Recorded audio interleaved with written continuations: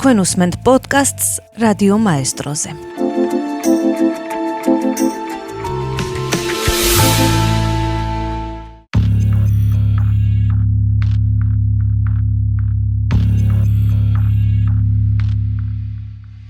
ჩვენი წელთაღრიცხვის დაახლოებით 800 წლიდან სკანდინავიელებმა ჩრდილოეთის ცივი მიწების დატოვება დაიწყეს. უცნობი ზღვებით უცნობი მიწებისკენ გაეშურნენ. მიდიოდნენ იქ, სადაც ბედი და სიმდიდრე ელოდათ. ეს ხალხი, რომლებსაც ჩრდილოელებად იცნობდნენ, ჩუმად მოულოდნელად გამოჩნდნენ. ზღვის ნისლიდან ამოსულები თავს ესხმოდნენ სანაპიროებს, განსაკუთრებით დაუცველ მონასტრებს ბრიტანეთსა და ირლანდიაში, სადაც სიმდიდრე დაცვას მოკლებული იყო. მათი ამბავი მხოლოდ ძარცვასთან დაკავშირებული ისტორიებით არ არის საინტერესო. მომდევნო 3 საუკუნის განმავლობაში ისინი იქცნენ მეკობრეებად, მეომრებად, ვაჭრებად და მოსახლეებად ბრიტანეთისა და ევროპის კონტინენტის დიდ ნაწილზე. მათი კვალი გავრცელდა ბრიტანეთიდან ევროპის კონტინენტამდე, თანამედროვე რუსეთის გზებზე, ყინულოვან ისლანდიაში, გრენლანდიის მკაცრ მიწებზე და კიდევ უფრო შორს, ნიუფაუნდლენდის სანაპიროებზეც კი. ცოტამ თუ იცის, რომ ამ უშიშარი მეომრების გზამ კავკასიის მთებამდე და საქართველოს სამეფო კარამდეც მიაღწია.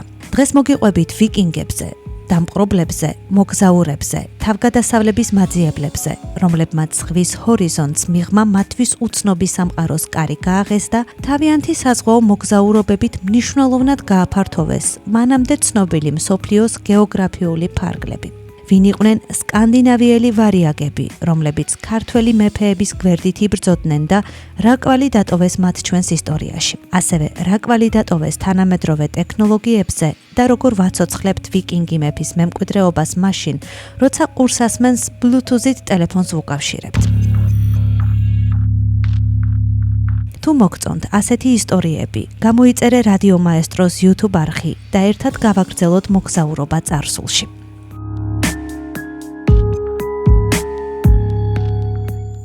ვინ იყვნენ ვიკინგები? სახელწოდება ვიკინგი თავად სკანდინავიელებიდან მოდის. ამ ვერსიის თანახმად სახელი მომდინარეობს ძველი ნორვეგიული სიტყვიდან ვიკ, რაც ნიშნავს ყურეს ან პატარა ნაკადს. სწორედ ამ ფესვიდან წარმოიშვა სიტყვა ვიკინგ, რაც მეკობრეს ნიშნავდა. პოპულარული წარმოდგენების საპირისპიროდ ვიკინგები კრებითად არ მიეკუთვნებოდნენ ერთ რომელიმე რასას. არ აკავშირებდათ წარმომავლობა და პატრიოტიზმის საერთო განცდა. მათი უმეტესობა მოდიოდა იმ ტერიტორიებიდან, რომლებიც დღეს დანიის, ნორვეგიისა და შვედეთის სახელებითაა ცნობილი. თუმცა ისტორიულ წყაროებში გვხვდება მონაცემები ფინელი, ესტონელი და საამი ვიკინგების შესახებაც. ზოგადად ვიკინგებს 3 ჯგუფად ყოფენ: დანიელები, შვედები, ნორვეგიელები. თითოეულ ამ ჯგუფს ჰქონდა საზღვაო მოგზაურობის საკუთარი მარშრუტი. დანიელმა ვიკინგებმა გარკვეული დროით დაიპყრეს ინგლისი, დასახლდნენ შოტლანდიასა და ირლანდიაში, საფრანგეთის ნაწილში, რომელიც ნორმანდიის სახელით არის ცნობილი. ნორვეგიელმა ვიკინგებმა და მათმა შთამომავლებმა შექმნეს კოლონიები ჩრდილოატლანტიკური ისლანდიისა და გრენლანდიის კუნძულებზე და დააარსეს დასახლება ჩრდილოეთ ამერიკაში, ნიუფაუნდლენდის სანაპიროზე. შვედმა ვიკინგებმა დაიწყეს მმართველობა აღმოსავლეთ ბალტიისპირეთში. ისინი ფართოდ განსახლდნენ რუსეთის ტერიტორიაზე და კონსტანტინოპოლსა და სპარსეთის ზოგიერთ რეგიონსაც კი ემუქრებოდნენ. მათი საერთო დამაკავშირებელი ნიშანი, რაც მათ იმ ევროპელი ხალხებისგან განასხვავებდა, რომლებსაც ხვდებოდნენ, იყო ის, რომ უცხო მიწიდან მოდიოდნენ. ადგილობრივი გაგებით კი ცივილიზებულებად არ მიიჩნეოდნენ და რაც ყველაზე მნიშვნელოვანი იყო, არ იყვნენ ქრისტიანები. მათი რელიგია არ იყო მხოლოდ ლოცვა, ეს იყო სამყაროს აღქმის წესი. მათ სჯეროდათ, რომ სამყარო შედგება 9 ნაწილისგან, რომლებსაც მსოფლიო ხე იგდრასილი აერთიანებს. ყველა ვიკინგის უდიდესი ოცნება ბრძოლის ველზე სიკვდილი იყო. მათ სჯეროდათ, რომ მხოლოდ ასე მოხვდებოდნენ ვალჰალაში, ოდინის სასახლეში, სადაც ყოველდღე იბრძოლებდნენ და ყოველ საღამოს ინადიმებდნენ.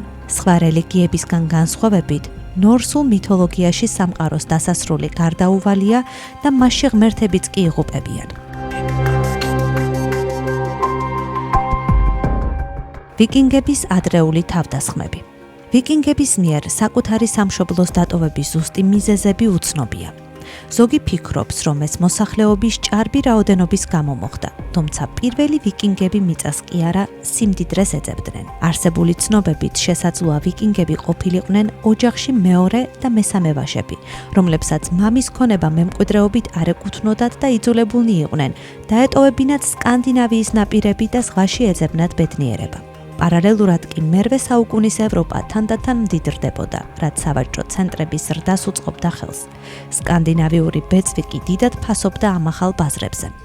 ევროპელებთან ვაჭრობის შედეგად სკანდინავიელებმა არა მხოლოდ ახალი საზღვაო ტექნოლოგიები ისწავლეს, არამედ გაიგეს ევროპული სამეფოების მზარდი სიმდიდრისა და მათ შორის არსებული შიდა დაპირისპირებების შესახებაც.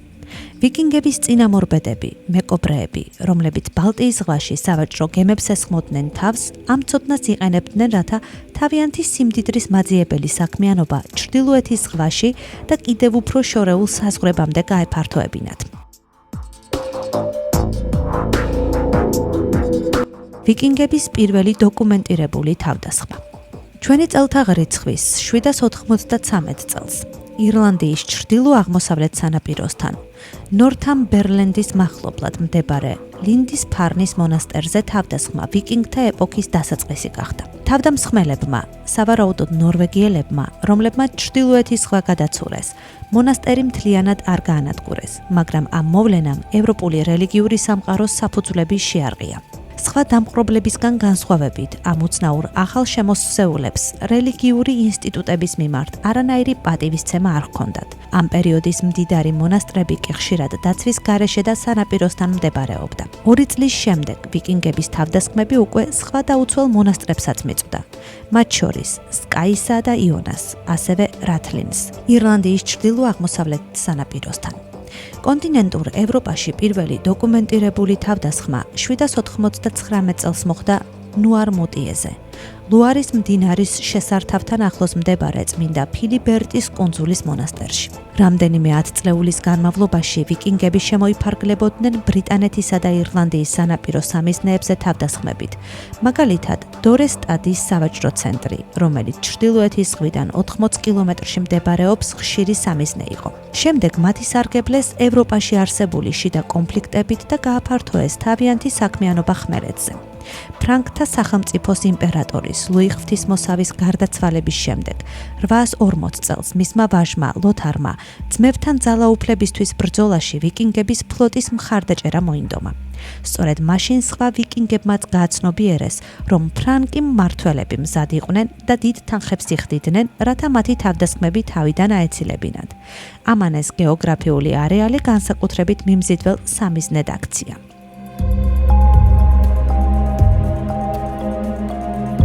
ვიკინგები ბრიტანეთსა და ირლანდიაში. მე-19 საუკუნის შუა პერიოდისთვის ირლანდია, შოტლანდია და ინგლისი ვიკინგების დასახლებებისა და თავდასხმების მთავარი სამიზნეები გახდნენ. ვიკინგებმა კონტროლი მოიპოვეს შოტლანდიის ჩრდილოეთ კუნძულებზე, ჰებრიდებსა და კონტინენტურ შოტლანდიაზე.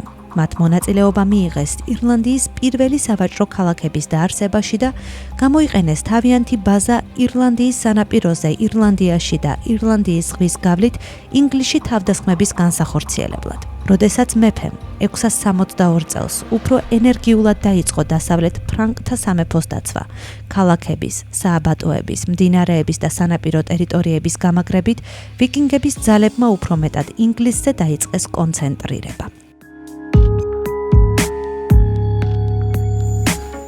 ალფრედ დიდიდან ნორმანდიამდე ვიკინგების გავლენა ევროპაში.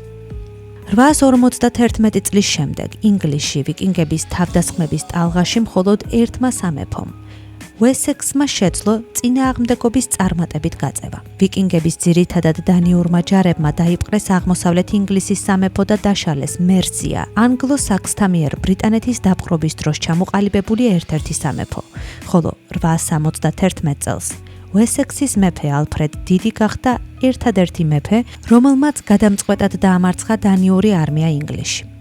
უესექსის დატოვების შემდეგ დანიელები ჩრდილოეთით დანელოუს სახელით ცნობილ ტერიტორიაზე დასახლდნენ. მათი უმეტესობა ფერმერი და ვაჭარი გახდა და იორკი წამყვან სავაჭრო ქალაქად აქციეს. მე-10 საუკუნის პირველ ნახევარში ინგლისურმა ჯარებმა ვესექსელი ალფრედის შთამომავლების მეთაურობით ინგლისის სკანდინავიური ტერიტორიების ხელახლა დაპყრობა დაიწყეს. დაახლოებით 952 წელს უკანასკნელი სკანდინავიელი მეფე გააძევეს და მოკლეს, რამაც ინგლისი სამუდამოდ გააერთიანა ერთ სამეფოდ. ამასობაში ვიკინგები ევროპის კონტინენტზე აქტიურად რჩებოდნენ მე-9 საუკუნის განმავლობაში.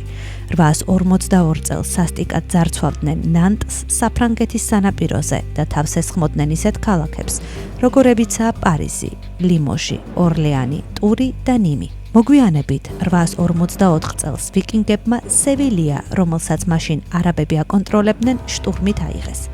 859 წელს მათ პიზა გაძარცვეს, თუმცა ჩრდილოეთისკენ დაბრუნებისას არაბულმა ფლოტმა ისინი დაბომბა.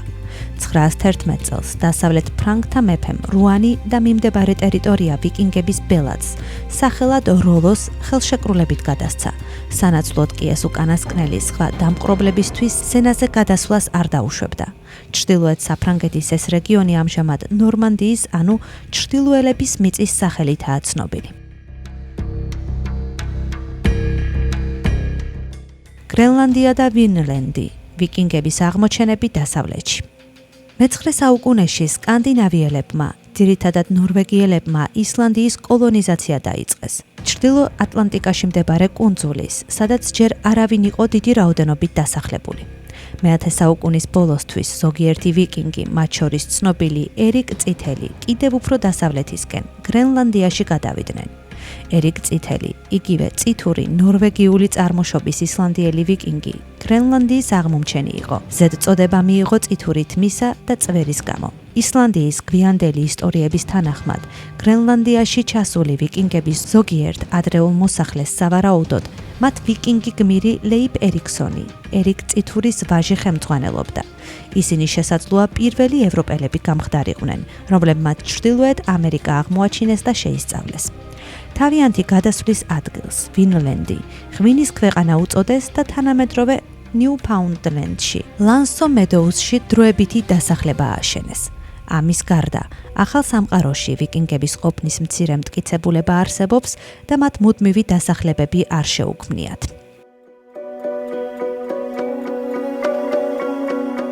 ვიკინგები, ნავიგატორები, მეომრები და ვაჭრები. ვიკინგების წარმატება მხოლოდ ფიზიკურ ძალაზე არ იყო დაფუძნებული. ეს იყო ტექნოლოგიური და სტრატეგიული უპირატესობა. მათ ჰქონდათ დრაკარები, იგივე გრძელი ხომალდები. ეს გემები იყო მათი მთავარი იარაღი. მათ ჰქონდათ ბრტყელი ფსკერი, რაც ვიკინგებს საშუალებას აძლევდა შესულიყვნენ არაღრმა მდინარეებში და მოულოდნელად დასხმოდნენ თავს ქალაქებს, რომლებიც ზღვიდან შორს მდებარეობდა. გემებს აშენებდნენ არა ჩონჩხიდან, არამედ გარედან შიგნით. ისინი მუხის ფიცრებს ერთმანეთზე გადაფარებით აწყობდნენ და რკინის ლურსმნებით აჭედებდნენ. ეს გემს ხდიდა მოქნილს. ტალღების დარტყმისას გემი არ ტყდებოდა, არამედ იყო დრეკადი. ვიკინგების გემს შეეძლო ცურვა იქ, სადაც სხვა გემები იძირებოდნენ. მათ სჭირდებოდათ მხოლოდ 1 მეტრის სიღრმის წყალი. ეს მათ საშუალებას აძლევდა მდინარეებით ღრმად შესულიყვნენ ქვეყნის შიგნით. გემის წინა და უკანა მხარე თითქმის ერთნაირი იყო. ეს ნიშნავდა, რომ ვიკინგებს არ სჭირდებოდათ გემის მობრუნება ვიწრო მდინარეებში ან ყურეებში უკან დასახევად. ისინი უბრალოდ ნიჩბებს სხვა მხარეს მიმართავდნენ და გემი საპირისპიროდ მიდიოდა. განსაკუთრებით არჩევდნენ და ამუშავებდნენ ხის მასალას. ისინი ფიცრებს ნაჯახით აპობდნენ ხის ბოჭკოების გასწვრივ. ეს მეთოდი ფიცარს გაცილებით მტკიცეს ხდიდა, რადგან ხის ბუნებრივი სტრუქტურა არ ირღვეოდა. ფიცრებს შორის ღრიჭუებს კი ცხოველის ბეწვითა და კუპრით ავსებდნენ, რათა გემი წყალგაუმტარი ყოფილიყო. ვიკინგებმა პირველებმა გამოიყენეს დიდი, კვადრატული ფორმის შალი საფრები ჩრდილოეთ ევროპაში. ქარის არარსებობის შემთხვევაში კი გემს ნიჩბებით მართავდნენ. ეს მათ სრულ თავისუფლებას აძლევდა ნებისმიერ ამინდში. გემის ცხვირზე დამაგრებული დრაკონის თავი კი მხოლოდ სილამაზისთვის არ იყო. ვიკინგებს სჯეროდათ, რომ ის აფრთხობდა ბოროტსულებს და მტრებს შიშს გვრიდა. ნაპირთან მიახლოებისას კი თავს ხსნიდნენ, რომ ადგილობრივი მიწის სულები არ გაენაწყენებინათ. კომპასის გარეშე ღია ოკეანეში ორიენტირება ვიკინგების კიდევ ერთი საოცარი უნარი იყო. მათ ჰქონდათ რამდენიმე საიდუმლო იარაღი, რომლებიც მეცნიერებს დღემდე აოცებთ. მაგალითად, მზის ქვა. ეს არის ლეგენდარული ინსტრუმენტი, რომელიც რეალური აღმოჩნდა. ვიკინგები იყენებდნენ სპეციალურ კრისტალებს, რომელსაც სინათლის პოლარიზაციის უნარი აქვს. ღრუბლიან ამინჩი ან ბინდისას, როცა მზე არ ჩანდა, ისინი კრისტალს ცისკენ აღმართავდნენ. კრისტალის ფერის ცვლილებით ისინი ზუსტად ადგენდნენ მზის მდებარეობას ჰორიზონტზე. მზის კომპასი იყო ხის მრგვალი ფირფიტა და ცენტრში ჯოხით. ვიკინგებმა იცოდნენ, რომ წლის გარკვეულ დროს ჭრილი კონკრეტულ ტრაექტორიას ხაზავდა. თუ ჭრილი ამ ხაზს მიჰყვებოდა, ისინი ხვდებოდნენ, რომ კურსი სწორი იყო, აღმოსავლეთიდან დასავლეთისკენ. ვიკინგები კითხულობდნენ ოკეანეს, როგორც ღია წიგნს. ჩიტები. თუ ისინი ხედავდნენ კონკრეტული სახეობის ჩიტებს, რომლებსაც ნაპირიდან შორს გაფრენა არ უყვართ, ხვდებოდნენ, რომ მიწა ახლოს იყო. ვეშაპები. ვეშაპები ჩვეულებრივ წყლის დინებებს მიჰყვებიან, სადაც ბევრი საკვებია. ვიკინგებმა იცოდნენ ვეშაპების მიგრაციის გზები და ამით ხვდებოდნენ, საით იყო ხმელეთი. წყლის ფერი და ტემპერატურა. გამოცდილი ნავიგატორები ხვდებოდნენ წყლის სიმლაშის ან ტემპერატურის ცვლილებით, უახლოვდებოდნენ თუ არა ყინულოვან მიწებს. ვარსკვლავები. მიუხედავად იმისა, რომ ზაფხულში ჩრდილოეთში თეთრი ღამეებია და ვარსკვლავები არ ჩანს, სხვა დროს ისინი იყენებდნენ პოლარულ ვარსკვლავს ჩრდილოეთის დასადგენად. ამ მეთოდების კომბინაციით მათ მოახერხეს ისლანდიის, გრენლანდიისა და ჩრდილოეთ ამერიკის აღმოჩენა მაშინ, როცა სხვა ევროპელები ნაპირს თვალს ვერ აცილებდნენ. რაც შეეხება ბრძოლის ტექნოლოგიას, ცნობილია მათი ფარების კედელი. ეს ბრძოლაში თითქმის შეუმუსვრელი თავდაცვითი ბარიერი იყო ისრებისა და შუბების წინააღმდეგ. ბერსერკები კი იყვნენ მეომრები, რომლებიც ბრძოლის წინ ტრანსში შედიოდნენ. შესაძლოა სოკოების ან რიტუალების დახმარებით. ისინი იბრძოდნენ დაუნდობლად, შიშისა და ტკივილის გრძნობის გარეშე. ომს მიღმა ვიკინგები მშვიდობიანი ფერმერები და ვაჭრები იყვნენ. მათი რაციონი საკმაოდ მდიდარი იყო. თევზი, ხორცი, პური. ისინი ამზადებდნენ ერთგვარ იოგურტსაც, რომელსაც სკირი ჰქვია და დღემდე პოპულარულია ისლანდიაში. ისლანდიაში მათ შექმნეს მსოფლიოში ერთ-ერთი პირველი პარლამენტი, ალთინგი, სადაც თავისუფალი ადამიანები იკრიბებოდნენ დავების გადასაჭრელად და კანონების მისაღებად. აღსანიშნავია, რომ ისლანდია იმ დროს დასახლებული იყო სხვადასხვა ვიკინგური კლანებით, რომლებიც ნორვეგიიდან მეფის ტირანიას გამოექცნენ. მათ არ სურდათ ერთიანი მმართველი, ამიტომ გადაწყვიტეს შეექმნათ საერთო კრება დავების გადასაჭრელად. ალთინგი პირველად 920 წელს შეიკრიბა. ვიკინგებს არ ჰქონდათ დაწერილი კანონები, ამიტომ არსებობდა სპეციალური პირი, რომელმაც ყველა კანონი ზეპირად იცოდა. ის დგებოდა კანონის კლდეზე და ხალხს ახსენებდა წესებს. თუ ორ ვიკინგს შორის კონფლიქტი იყო, მაგალითად მიწის ან მკვლელობის გამო, ალთინგი იღებდა გადაწყვეტილებას. ეს ხელს უშლიდა დაუსრულებელ სისხლიან შუღლს კლანებს შორის. ალთინგი იყო წლის მთავარი მოვლენა. იქ ხდებოდა ვაჭრობა, იდებოდა ნიშნობები, ითქმებოდა საგები და იმართებოდა სპორტული შეჯიბრებები. ეს იყო მთელი ერის გაერთიანების მომენტი. ძარცვის მიღმა ვიკინგები ვაჭრობდნენ აბრეშუმით, სანელებლებითა და მონებით. მათი სავაჭრო გზები აღწევდა კონსტანტინოპოლამდე, რომელსაც ისინი მიკლაგარდს ეძახდნენ და ბაღდადამდე.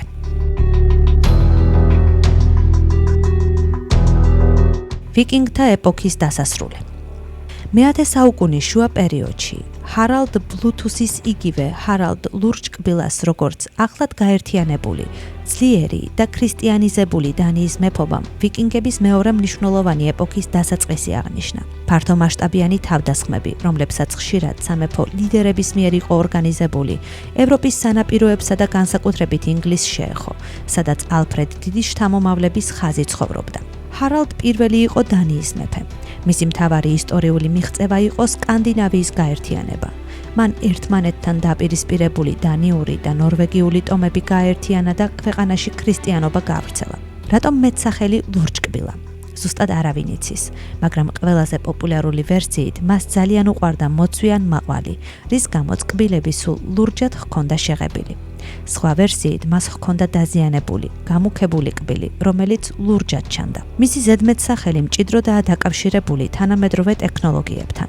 1997 წელს კომპანიების ინტელის, ერიქსონის, ნოკიას ინჟინრები მუშაობდნენ ტექნოლოგიაზე, რომელიც სხვადასხვა მოწყობილობას ერთმანეთთან უსადენოდ დააკავშირებდა. ერთ საღამოს ინტელის ინჟინერი ჯიმ კარდახი და ერიქსონის ინჟინერი სვენ მათისონი ბარში ისხდნენ და ისტორიაზე საუბრობდნენ. კარდახი იმ დროს კითხულობდა წიგნს ვიკინგებზე. მათ გაავლეს პარალელი, როგორც ჰარალდ ლურჯკბილამ გააერთიანა სკანდინავია, ისე ეს ახალი ტექნოლოგია გააერთიანებდა კომპიუტერულ და ფიჭურ ინდუსტრიებს. თავიდან Bluetooth-ი მხოლოდ პროექტის შიდა კოდური სახელი იყო. მარკეტოლოგებს სურდა ტექნოლოგიისთვის Radio Free ან PAN, Personal Area Network-ი დაერქმიათ. თუმცა, როცა ბაზარზე გასვლის დრო დადგა, აღმოჩნდა, რომ ეს სახელები უკვე დაკავებული იყო ან მათ რეგისტრაციას დიდი დრო სჭირდებოდა. მათ სხვა გზა არ ჰქონდათ და დატოვეს Bluetooth-ი, სახელი, რომელიც ყველას დაამახსოვრდა. Bluetooth-ის ლოგო კი არის ორი სკანდინავიური რუნის კომბინაცია, ასე რომ ყოველ ჯერზე, როცა ყურს ასმენს ტელეფონს უკავშირებთ, თქვენ აცოცხლებთ 1000 წლის წინანდელი ვიკინგი მეფის მემკვიდრეობას. რაც შეეხება წარსულს, ჰარალდის მეამბოხე ვაჟმა 991 წლიდან ვიკინგების თავდასხმებს უხელმძღვანელა ინგლისზე და 1013 წელს მთელი სამეფო დაიპყრო, მეფე კი გადაასახლა.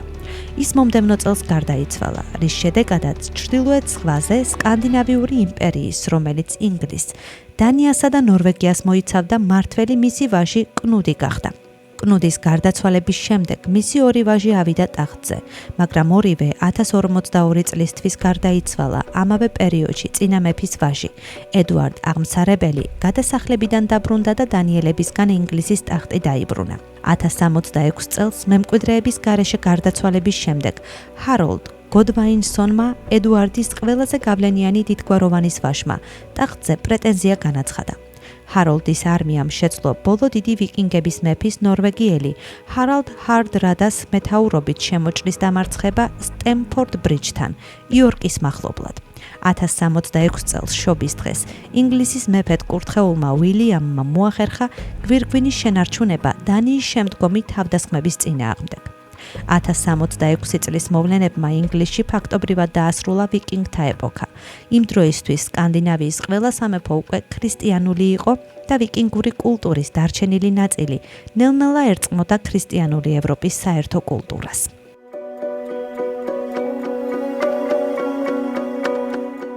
ვინლანდიიდან კონსტანტინოპოლამდე ვიკინგების ორი გზა.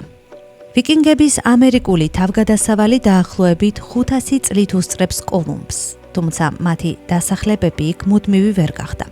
ამის მთავარი მიზეზი ადგილობრივებთან კონფლიქტი იყო. ვიკინგები ადგილობრივ ინდიელებს სკრელინგებს ეძახდნენ. სკანდინავიურ საგებში აღწერილია, რომ თავიდან ვაჭრობა დაიწყო, მაგრამ მალე ურთიერთობა დაიძაბა და სისხლიან შეტაკებებში გადაიზარდა. ვიკინგები რიცხობრივად ძალიან ცოტანი იყვნენ, რათა ამხელა მასშტაბის წინააღმდეგობას გამკლავებოდნენ. ვინლანდი, როგორც ისინი ამერიკას ეძახდნენ, ძალიან შორს იყო მათი მთავარი ბაზებისგან. გრენლანდიიდან ამერიკამდე გზა სახიფათო იყო. გარდა ამისა, ვიკინგებს არ ჰქონდათ საკმარისი რესურსები და ხალხი, რომ ასეთ დიდ მანძილზე მუდმივი ხიდი შეექმნათ. ამერიკის ათვისების ბაზა გრენლანდია იყო. როდესაც მე-14 საუკუნეში ეგრეთ წოდებული მცირე გამყინვარება დაიწყო, გრენლანდიაში ცხოვრება აუტანელი გახდა, რადგან ბაზა დასუსტდა, ამერიკაში ექსპედიციების გაგზავნა აზრს მოკლებული და შეუძლებელი გახდა. გარდა ამისა, კოლუმბიისგან განსხვავებით, რომელსაც ესპანეთის სამეფო ოჯახი აფინანსებდა, ვიკინგების ექსპედიციები კერძო ოჯახების, მაგალითად, ერიკ წითურის შვილების ინიციატივა იყო. მათ არ ჰქონდათ იმპერიული მიზნები. ისინი უბრალოდ ახალ საძოვრებსა და ხე-ტყეს ეძებდნენ. მათი მოგზაურობიდან ამ ტერიტორიაზე დარჩა კანადაში, ნიუფაუნდლენდზე არქეოლოგიური ძეგლი, სადაც ნაპოვნია ვიკინგების 8 შენობის ნაშთი, რკინის გამოსადნობი სახელოსნო და ნივთები, რომლებიც ზუსტად ემთხვევა ისლანდიურ და გრენლანდიურ აღმოჩენებს. საინტერესოა, რომ მაშინ, როცა ზოგიერთი ვიკინგი დასავლეთით ამერიკისკენ მიცურავდა, სხვები სამხრეთ აღმოსავლეთით გაემართნენ და მიაღწიეს ბიზანტიის იმპერიის გულს, კონსტანტინოპოლს. იქ მათ ვარიაგებს ეძახდნენ. ბიზანტიის იმპერატორები იმდენად მოიხიბლდნენ ვიკინგების ბრძოლის უნარიანობითა და ერთგულებით, რომ მათგან პირადი დაცვის რაზმი შექმნეს. იმპერატორებს ადგილობრივი ბიზანტიელების არ სჯეროდათ, რადგან ისინი ხშირად მონაწილეობდნენ შეთქმულებებში. ვიკინგები კი, რომლებიც ადგილობრივ პოლიტიკას არ იცნობდნენ, მხოლოდ იმპერატორის ერთგულები იყვნენ. ვიკინგები, რომლებიც სკანდინავიის ცივი და ღარიბი მიწებიდან მოდიოდნენ, კონსტანტინოპოლში წარმოუდგენელ ფუფუნებაში აღმოჩნდნენ. მათ აბრეშუმის 60-თა და ოქროთი აჯილდოვებდნენ. ნორვეგიის მომავალი მეფე ჰარალდ ჰადრადაც წლების განმავლობაში მსახურობდა ვარიაგთა გვარდიაში. მან მონაწილეობა მიიღო ბრძოლებში სიცილიაზე, ჩრდილოეთ აფრიკასა და იერუსალიმში. სტამბოლში, აია სოფიას ტაძრის მეორე სართულზე, მარმარილოს მოაჯირზე დღემდეა შემორჩენილი რუნული წარწერა. ჰალვდანი აქ იყო. გზა ვარიაგებიდან ბერძნებამდე, გზა საქართველომდე. ეს იყო უზარმაზარი სავაჭრო გზა, რომელიც აკავშირებდა ბალტიის ზღვას, შავ ზღვასთან მდინარეების დნეპრისა და ვოლგის მეშვეობით. სწორედ ამ გზაზე საფუძველი ჩაეყარა პირველ სლავურ სახელმწიფოებს. ვიკინგების გავლენა იმდენად დიდია, რომ მათი კვალი საქართველომდეც კი აღწევს. არსებობს ვერსია, რომ ბაშის ბრძოლაში ქართველთა მხარეს ვიკინგებიც იბრძოდნენ. ეს არის ყველაზე ნათელი ისტორიული ეპიზოდი. ბაგრატ მეოთხის მეფობის დროს საქართველოში ჩამოვიდა ვარიაგთა რაზმი. შიდა დაპირისპირებისას ბაგრატ მეოთხე მებრძოლები დაიქირავა ლიპარიტ ბახვაშის წინააღმდეგ საბრძოლველად. ბაშის ბრძოლაში ვიკინგებმა თავი გამოიჩინეს როგორც დაუნდობელმა მეომრებმა. მიუხედავად იმისა, რომ ბაგრატმა ეს ომი საბოლოოდ ვერ მოიგო, ვიკინგების სიმამაცემ ქართულ ისტორიაში კვალი დატოვა. შვედეთში არსებობს 26-ზე მეტი ეგრეთ წოდებული ინგვარის რუნული ქვა. ეს ქვები ეძღვნება მეომრებს, რომლებიც ინგვარ მოგზაურთან ერთად გაემართნენ აღმოსავლეთით, სერკლანდისკენ, ასე ეძახდნენ ისინი მუსულმანურ ქვეყნებსა და კავკასიას. წარწერები გვამცნობს, რომ მათ გაიარეს მდინარეები, მიაღწიეს კასპიის ზღვას და ზოგიერთი მათგანი საქართველოშიც იმყოფებოდა. ამ ექსპედიციის წევრების უმეტესობა ავადმყოფობის ან ბრძოლების გამო დაიღუპა და შინ ცოტა დაბრუნდა.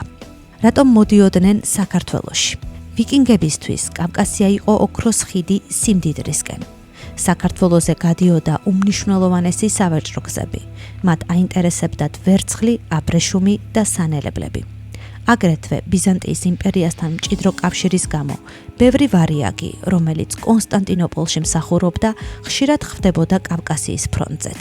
კვალი ქართულ გენეტიკაში.